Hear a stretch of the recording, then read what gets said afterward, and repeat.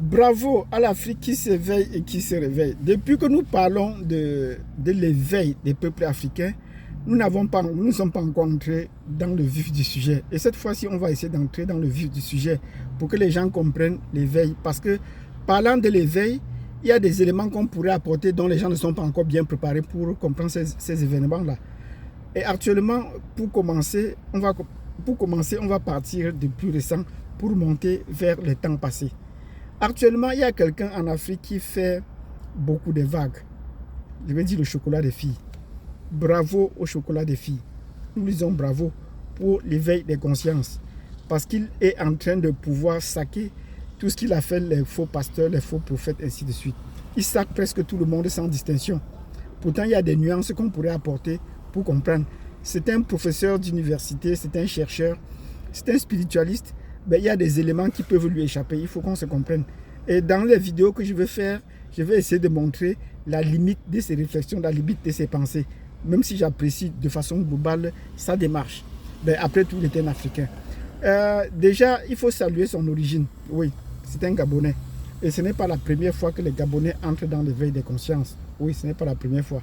Le Gabon, sur le plan mystérieux ou stratégique, sur le plan de la mystique, le Gabon est un pays qu'il faut beaucoup considérer. Oui, il faut que les gens le sachent déjà. Quand on parle de l'éveil, il faut connaître qui est le Gabon et qui sont les Gabonais. Parce que le chocolat des filles ne vient pas de n'importe quel pays, il vient du Gabon.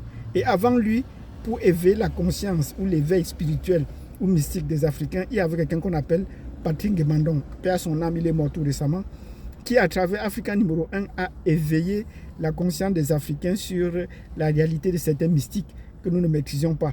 Je ne suis pas mystique, mais ces émissions ont bercé notre enfance à la fin des années, au milieu des années 80, a commencé au milieu des années 80 avec une radio qu'on appelait Africa numéro 1 basée à Libreville, une chaîne de radio qui concurrençait bien RFI dans le temps et les autres radios internationales. Donc quand on parle de chocolat des filles aujourd'hui, il faut savoir qu'il vient du Gabon. Un autre élément qu'il faudrait bien mettre là-bas, le Gabon n'est pas une terre. Quelqu'un d'autre est passé là-bas qu'on appelait le général Cousteau. Un Français qui faisait l'exploration des mers. Mais dès qu'il est arrivé au Gabon, il a voulu entrer à la mer. On lui a dit non, tu ne peux pas accéder à la mer sans voir les actions, sans voir les anciens ou sans voir les peuples autochtones et de comprendre avant d'aller pour qu'on te protège, pour que tu ailles dans les fonds marins. Bon, il a hésité, mais finalement, il s'est plié. Il a fait 2-3 jours sur le sol avant qu'on l'a initié et il est parti dans les eaux du Gabon. Et ce qu'il a découvert dans les eaux du Gabon ont fait froid au dos. À l'époque, on n'en parlait pas tellement, mais on dit qu'il a découvert tellement de choses qu'il ne pouvait pas en parler. Eh bien, une chose qu'on disait qui était sûre, dans le fond des eaux, on lui a révélé quand est-ce qu'il allait mourir. Pour une des rares fois, on lui a révélé quand est-ce qu'il allait mourir. Pas par accident, ben, il a bien vécu. Et il a écrit des choses qu'il a laissées et qu'il a transmises au Vatican. Les eaux du Gabon ne sont pas des eaux comme les autres. Et beaucoup de choses sont passées au large du Gabon. La dernière chose, peut-être on pourrait appeler un sacrifice à large échelle, c'est que toute une équipe de football de la Zambie a disparu au large du Gabon. Est-ce qu'on va appeler ça une mystique? Un sacrifice à grande échelle? Bon, ce serait encore pour d'autres personnes pour voir, ben, voilà des choses qui se passent au Gabon qui seraient importantes déjà de comprendre le contexte pour comprendre le cas du chocolat des filles. Parce que le chocolat des filles, il vient du Gabon et il se dit bien qu'il est un initié et qui est en train de comprendre, de combattre ce qu'il appelle les religions importées. Il est en train de se battre pour que les Kamites et les Kémites retrouvent leur essence originale. Voilà. Mais d'entrée de jeu, nous allons dire, est-ce que les religions qui prétendent combattre, disant que ce sont des religions importées, sont effectivement des religions importées?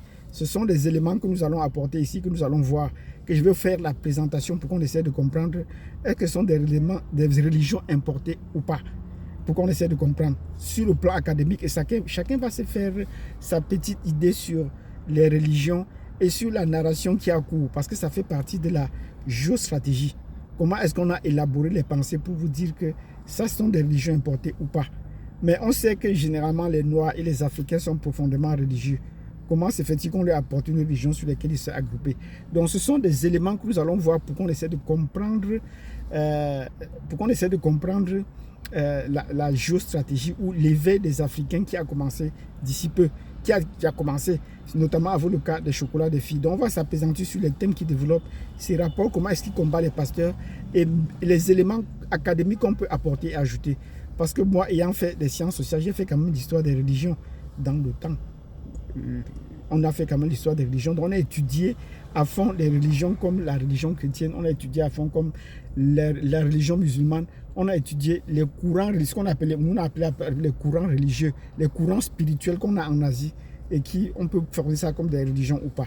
Donc, si vous êtes intéressé de savoir sur d'en savoir plus sur l'éveil africain et les éléments qui manquent sur le plan religieux, et je vous précise d'abord que moi je suis un catholique de l'église catholique romaine, un pratiquant. Donc sur la base de ces éléments, je vais vous apporter des éléments nouveaux qui vont vous faire comprendre. Mais pour le faire, je vous invite à vous joindre à ma communauté. Même pas seulement s'abonner, il faut vous joindre parce que certaines vidéos seront réservées aux membres. Et dans cette section des vidéos réservées aux membres, nous allons essayer d'apporter des sujets, des réponses à des questions de controverse qui ont cours. Je peux prendre par exemple, est-ce que la Terre est ronde, est-ce que la Terre est plate? On va essayer d'apporter des éléments pour que chacun se fasse une idée de ce qu'elle est vraiment, sur la base de ce que nous avons étudié, de ce que nous avons vu. Et on va voir tout cela donc, dans les détails.